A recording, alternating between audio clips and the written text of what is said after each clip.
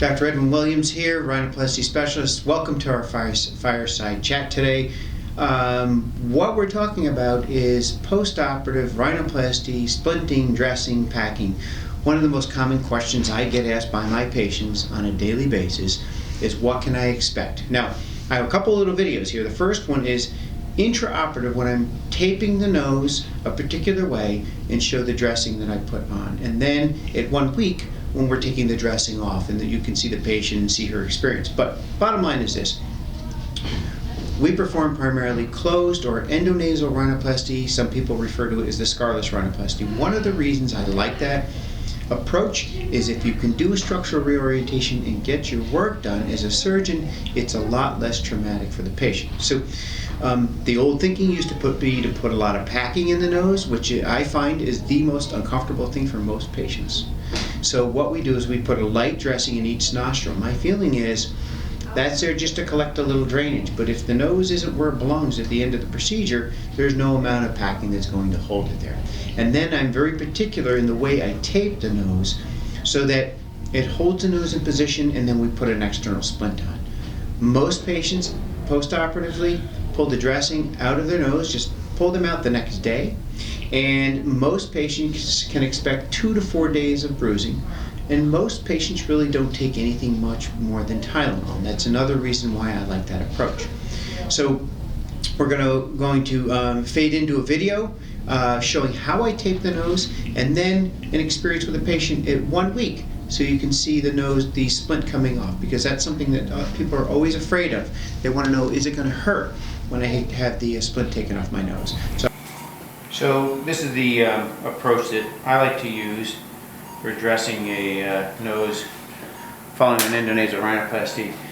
The nose is where it belongs first, and we believe that no amount of packing is going to keep it in one place. So I like to use these light low talfa dressings that go in the nostril, and they get pulled out the next day. So the patient takes those out at home, and they just slip right out because they're lubricated.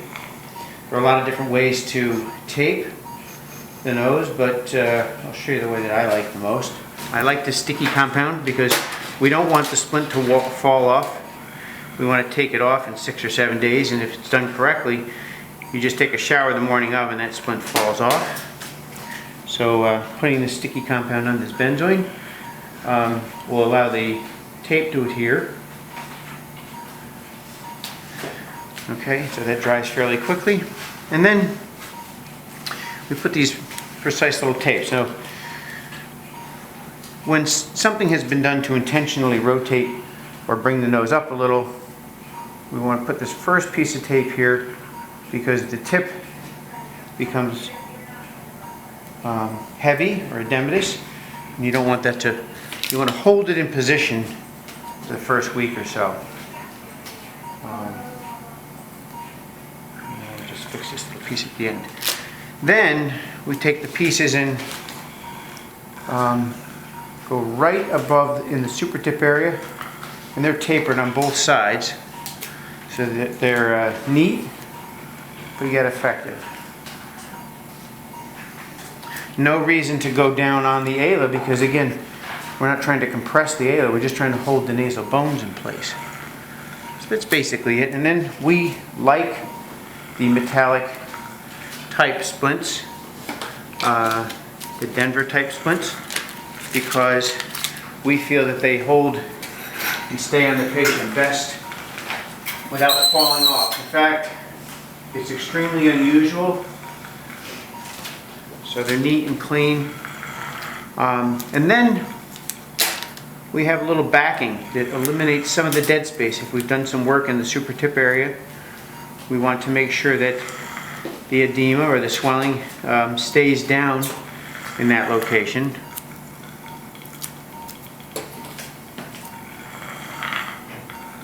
Right here. And we put a brace on the dorsum, and then our little metallic splint goes on top of that. And that just holds everything in place. Stabilizes the nasal bones, and then a little dressing case the patient has a little drainage. That's basically it. Questions I'm always asked is, how is it to have the splint taken off? People are always afraid of that for some reason, okay? And same thing, you know what else people are always afraid of? What?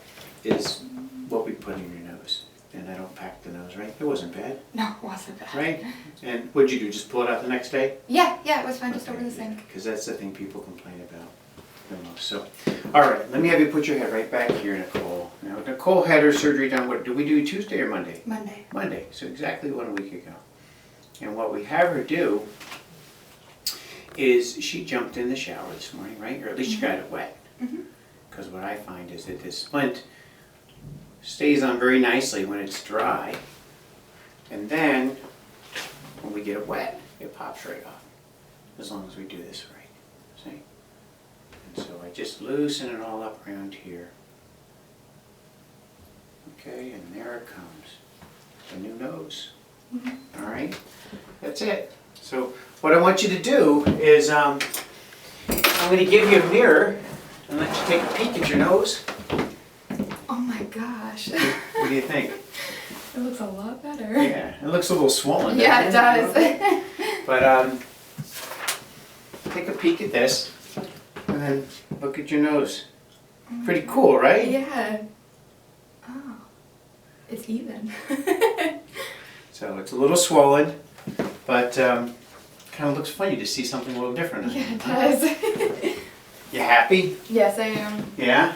So the main thing we want to make sure is just you're careful and you don't bop your nose. Yeah. Okay? And we're going to want to see you in about a month or so. Okay. Is that pretty easy? Yeah. So I hope you found that those little videos informational. Again, one of the biggest questions people ask is, what's the recovery period like? Is it going to hurt?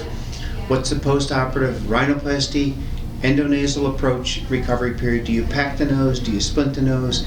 So I hope that answered your questions. Any other questions you might have about rhinoplasty? We've written a book. It's called, right here, Rhinoplasty. Everything you need to know about fixing and reshaping your nose. It's on Amazon. And all the proceeds go to victims of domestic violence. So hope you found this information useful, and thank you for watching.